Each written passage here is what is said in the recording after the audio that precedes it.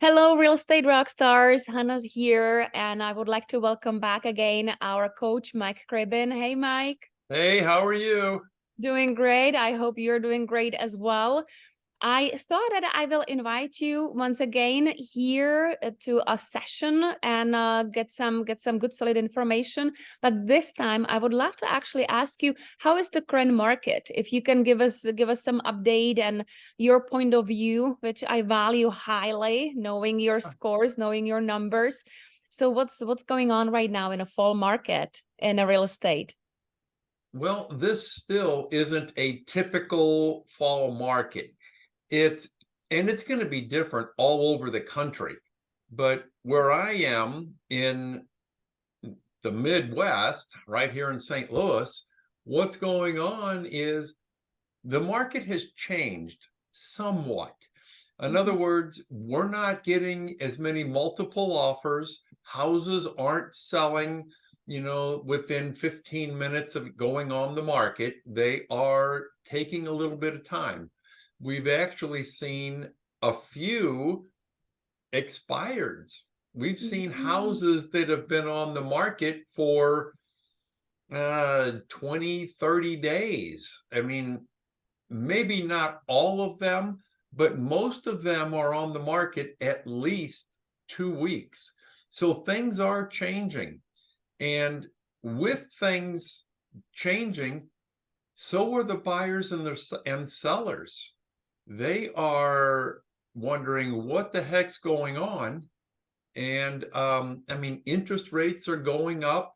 I just took a listing, I guess it was 3 days ago, and it's still on the market. Damn. But I'm hoping that this weekend by the weekend, it should be gone. So that's what Interesting. So finally, we are actually slowing down. And my next question would be actually the question buyers might have right now with the changing market. How will that affect them? Well, yeah, buyers are asking some different questions now.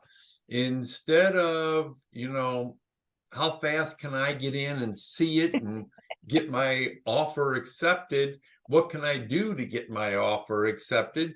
Now, the first thing they're asking me is it still a seller's market? Or has it switched to a buyer's market? And then when will it change to go more to a buyer's market? I'm looking on my desk. I don't really see a crystal ball, so I can't really tell them when that's going to happen. But they're also coming back to me and saying, is this a good time to buy? Is it not a good time to buy? Interest rates are higher. Do we wait till the interest rates come down and it goes to a buyer's market? What's your answer? What's your answer? I know you don't have a crystal ball, but the interest rates, they can still go up. We don't know. Nobody knows. And hey, when I was in the industry back in the beginning, it was 18, 20% interest rates. People were still buying houses. I tell them, you know what? If you find the house that is right for you, buy it. Yeah. Buy it if you can. You can always refinance, but you can't always find the house that is right for you and get your offer accepted. The other thing they're asking is, okay, so I'm going to refinance. When's the rate going to come down? Again, I don't see the crystal ball. I don't know. But many people say it's not going to be until the spring of 2025. But if so, interesting. That's only a year and a half. That's It's right. not that long into a 30-year mortgage. So, but we don't know.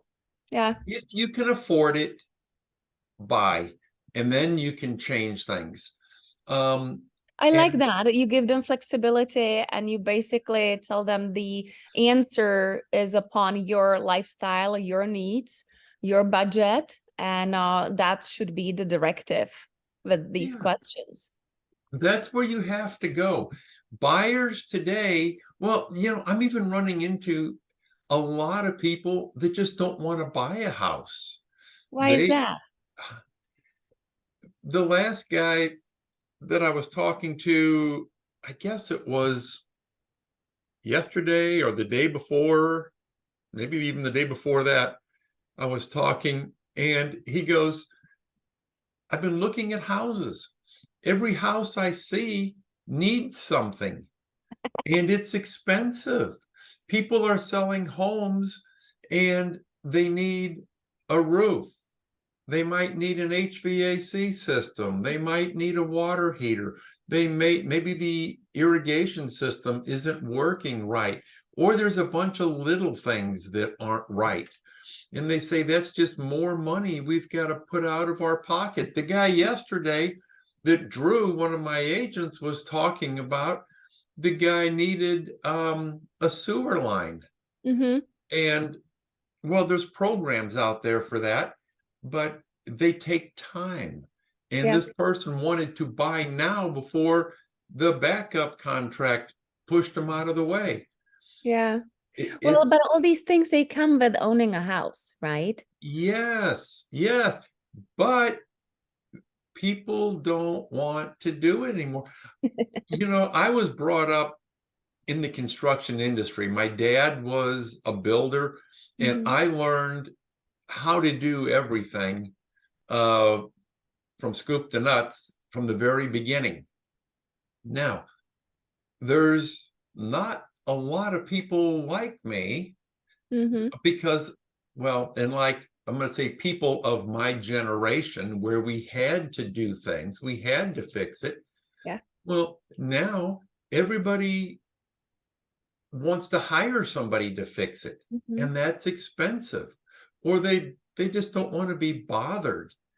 Um, You see, I also think that we can totally point finger and blame HGTV because all these reality shows people are watching, they're being served very fake cake of homes being move-in ready, amazing condition, amazing locations.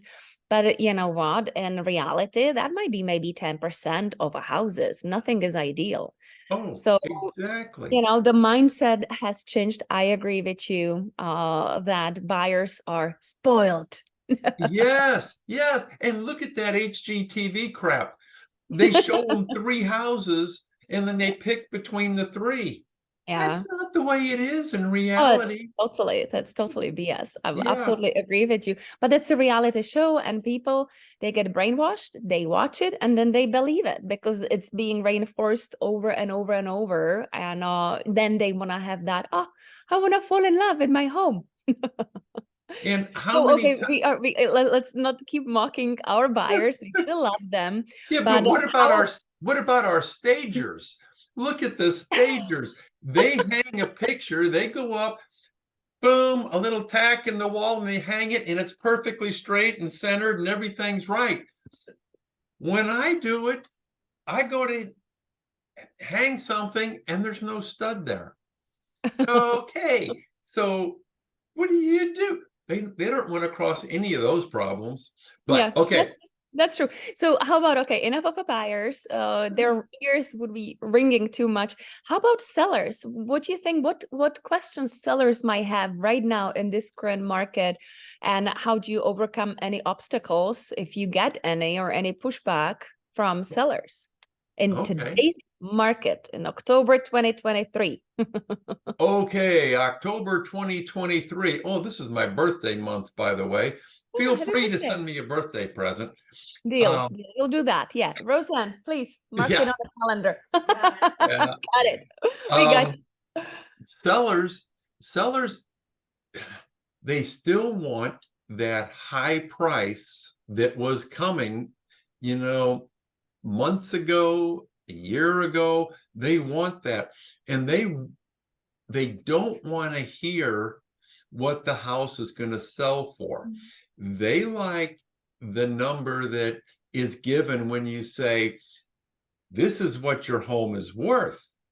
The market value, when they go on these online services and they get the market value of their home, that's not what it's going to sell for. That's what the market software is saying the value of it is. Yeah. I look at it, Zillow, I hate Zillow, but Zillow, the Zestimate stuff, because some days my house is worth 279,000 and other times it's worth 900,000. It's like, are you kidding me? What's going For on? real? For For real? real. It's happening on Zillow? I have no Yeah, idea. mine is all over the market. Sometimes they take the lower level as square foot, and many times they don't, and sometimes they, anyway, it's crazy. So sellers want to know, what is their house going to sell for? And when you tell them what it's going to sell for, they say, so are you going to get multiple offers and bid it up and all this kind of stuff? Well, again, I can't find that crystal ball as to how many people are going to make an offer, because many of the sellers are still wanting to overprice their home. And the idea of overpricing doesn't really work anymore. You've got to give a fair price. If you can put a fair price out there, you can probably get some multiple offers. But just to overprice it, no, those buyers are getting smart. Give me some example, Mike. Give me some like 2-3 examples when you have unrealistic seller who really wants to overprice the house. Let's say you say 500,000 and they go like, well, but we think our house is worth 700. What would be the easiest way? You still don't want to, we understand where they are coming from, right? They are not experts. They really believe it, that the number should be 700. So they're extremely unrealistic, and you cannot really mock them or tell them, oh, you're stupid. You just don't understand it. So how do you approach situation like that? Well, I slapped some sense into them. What we do, okay, there was a listing appointment that I went on. It was probably 2 months ago. And the seller said, what would you list? They sat back. What are you going to list my house for? Of the body language already. Oh, yeah. What's coming? Yep. I said, well, here's the deal. If I list the house at 550,000, I'm going to attract buyers from 525 to 550, 550 to 575, or even higher. And we're going to get a lot of buyers. And the price is just a smidge below what I think it should sell for. Now, I'm trying to entice people to come and see it so that we can get multiple offers. Yeah. Yes. Well, I think my house is worth 575, 580, maybe even 6. I said, well, it may be worth that, but that's not what it's going to sell for. Or more than likely, that's not what it's going to sell for. Yeah. But given the right number of buyers looking at the house, they can actually bid the price up because they think there's a lot of competition, especially when the realtor looks online and he's trying to schedule an appointment and he doesn't know if the other buyers are all qualified or not. He doesn't know anything except that slot is not available. Yeah. So they think there's a lot of action, and they can see how many scheduled appointments. So if I price it higher, we're going to get a lot fewer people looking at the house. Oh, absolutely. You might turn into a stale property in a neighborhood where everyone else will use it as like overpriced listing. Look around the corner. They are just crazy. Who knows what they're smoking? Yes, well, now you're talking like me. And Oh. it's like, okay, what do you want, Mr. Seller? Do Mm, you want your house to sell fast for the highest possible dollar, or do you want to put the highest possible dollar on it now and maybe sell it, mhm. maybe, more than likely not, and have to keep lowering the price? And the more you lower the price, the more other agents and people say, something wrong, and they will make an offer for an even lower amount. Which would Yeah. you prefer? Well, Would you ever use other listings in the same neighborhood and just take your unrealistic seller to see and compare apples to apples if possible, or not really? okay, I have done that. On the Mhm. one I'm talking about, I said 550, and they said nope. They listed with somebody else at 6. Well, it just so happens to be my neighbor, 18-year neighbor. I took him down the street one day to one of our other neighbors that just purchased the exact same house as his for 575. Mm. Instead of 3 bedrooms, it had 5, and no finished basement versus finished basement. And it had a Wow. pool. His Yeah. doesn't. So Yeah. I took it down there and I'm like, does yours compare to this? No. And then we went up the street. We went up the street to a house that is just a little bit bigger. I think it's 20 square feet bigger than his. And we walked through it, had a finished basement, had a big sunroom, a deck, and all this kind of stuff. His didn't have any of stuff. Does your house compare to this? No. He goes, but they're starting a new subdivision across the street, starting at 900. He said, that's got to help me. Well, it's a new I, construction. No, it won't help. Yeah. I shook my head. Well, what Yeah. happened? His house was on the market for 26 days. And he sold it for 535. Came Wow. down almost $60,000. Yeah. Substantially less than you suggested at the beginning, but then if you lose a time is money, and you never get a second chance, even in real estate.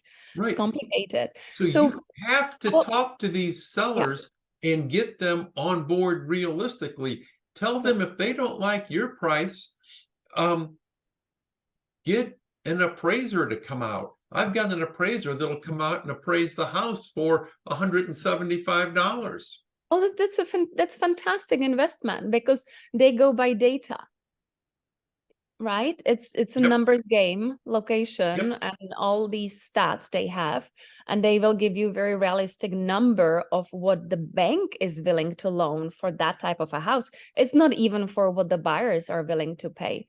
Right. Now, Drew in my office, he had one last night that said, you know what? I don't like your price.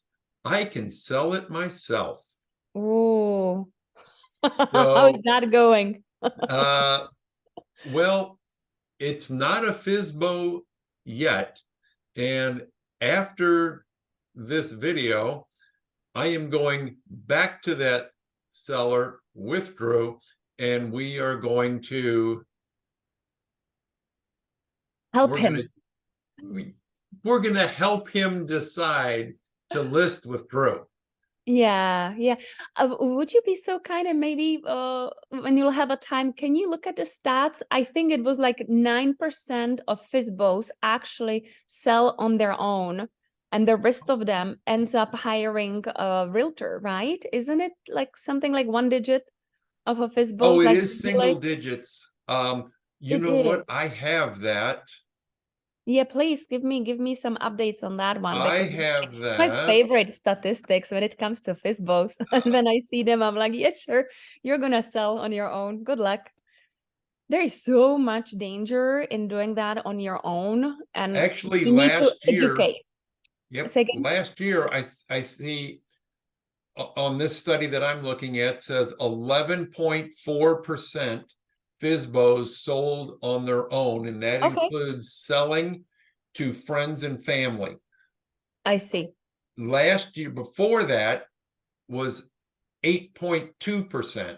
Ah, so the 11 was obviously because the market was just sizzling hot, and if you have someone within your family circle, that's very different. But I mean, like FSBOs Yep. who are going after someone they don't know. Yep, that's that. So You got to grab from NAR, and I don't have that open that, on my that's all computer good. right I now. still like this number, But yep, what you gave yep, me. it's So, not very many. yeah, so as we contemplated about the question, buyers is asking if it makes sense to sell in this market. How about sellers? Does it make sense for them to sell in this market, or should they wait? How would you approach that question? Oh, get your house on the market.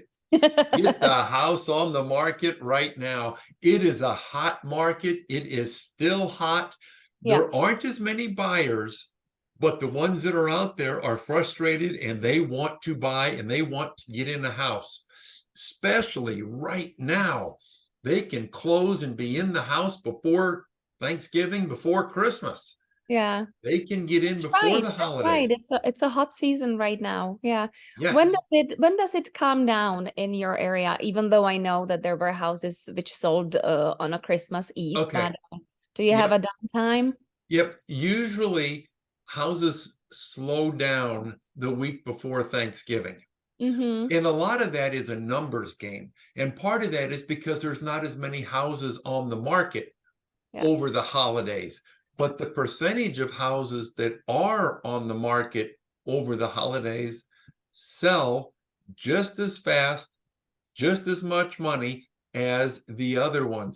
But you're more likely to sell because there's less competition. So it actually can make more sense to hit the market during the holiday season when people actually have time to, tour the houses. Interesting. That's good. So real Now, estate here is so vibrant. I love it.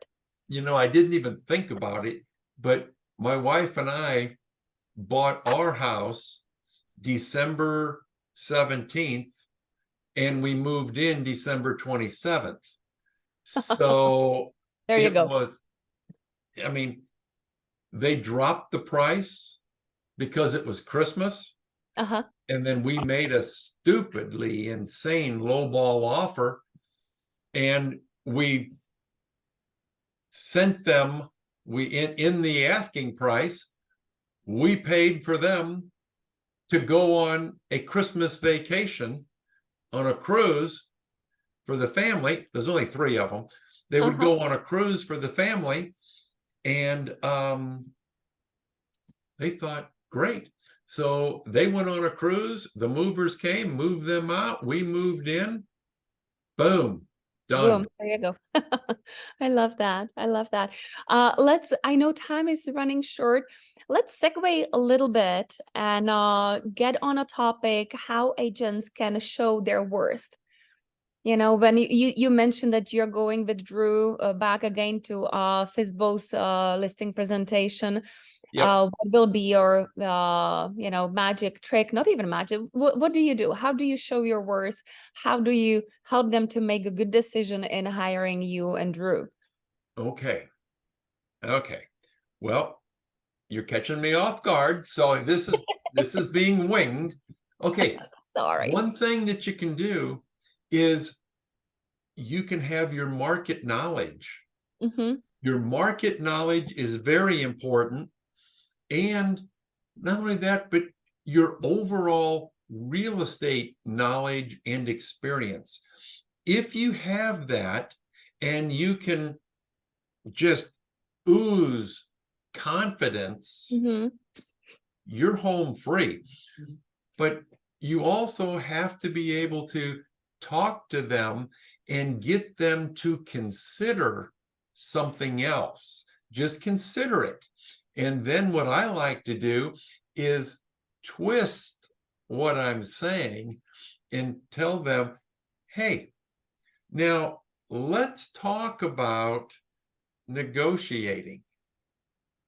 Just from what I've said, has it caused you to consider another option?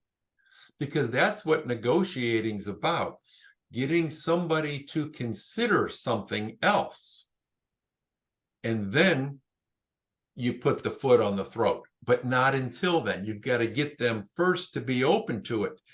And you've got to be able to show them that you have a network of resources that you can draw from to help them, to help get things done. It's not them having to do everything and be an expert in everything. Because if they have to be an expert in everything, they can do it fail. themselves. So you want to help them to understand that you will basically handhold them throughout the entire process. Yes, and that's important. It's stressful to sell a house. Absolutely. Yep, I'm going to take them by the hand and guide them step by step as to what needs to be done in the particular time frame that it has to be done. And that has to be reassuring. But you have to be able to do it in such a way that it looks like you are an expert in what you do. You know what you're doing. And that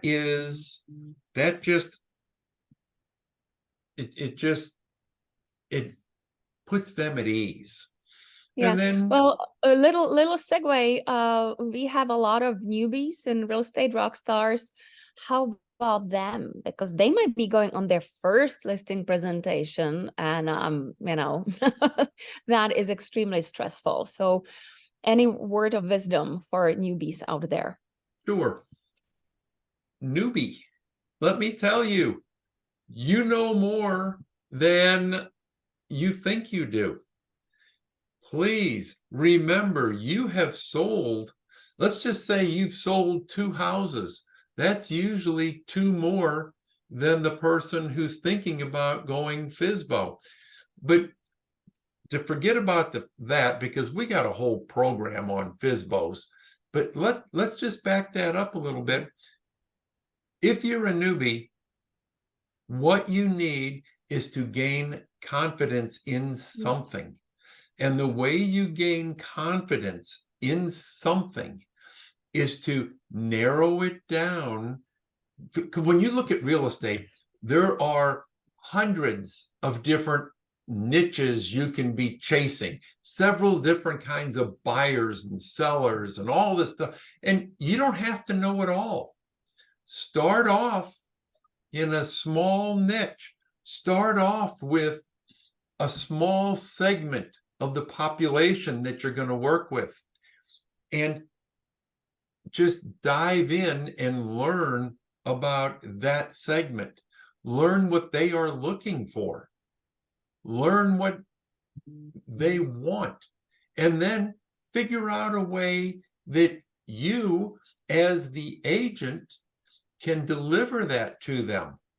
Maybe they're looking for a condo. Become immersed in condos, learn about them, and then that you will have more knowledge than they do.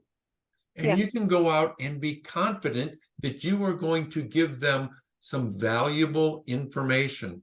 That's what you have to do. You've got to show your worth or earn your stripes by giving valuable information. Get that information to them so they see you as an expert. That's where you have to go. That's what you should be doing. And then as you become that expert and you know that small market segment, expand to another one and then to another one. But if you start off learning about a small segment and becoming an expert, you're going to be a lot better than the generalist real estate agent that tries to be everything to everybody. And then when they get asked a tough question, they don't know it. But if you have studied a small segment and you've learned what they need and you know how to talk to give it to them, you're home free. You're going to start making money before you know it. I love that. I did a little note taking here. I will recap it for you newbies out there. Keep in mind, you know more than they know. That's so valuable. I would even write it down on a post-it and keep it in your car. Number 2 was what stood out as a golden nugget from you, Mike, was that confidence can be based on knowledge. That's huge. Then choose your niche. I love that one. I know that you're talking about it in your courses. Then become an expert. And after all that, you can keep on expanding. So that's a very nice progression. Thank you. No problem. No problem. Yeah. Yeah. Well, Mike, I know time is up. We got to go back to hustling. Thank you so much for carving time for us and Real Estate Rockstars. I really appreciate all your knowledge you're sharing here. Guys, if you have any questions on Mike, please reach out to our headquarters and we'll bring them up during next interview with our coach, Mike Cribbin. Just to remind you, Mike is coaching FISBOs, expired. And then you also have that fairly in-depth program, which talks about the whole entire business of real estate, right? Yep. All the systems you need to be the agent that you've always dreamed of. Oh, I Yep. love that one. Yes, yes, yes, yes. And if you have any questions regarding the courses, please reach out as well. Mike, one more time, thank you very much for joining us today. And I'm looking forward to have you on the next interview. Have a wonderful day. Bye-bye. All right, you do the same. Thank you. See y'all later. Ciao, ciao. Bye.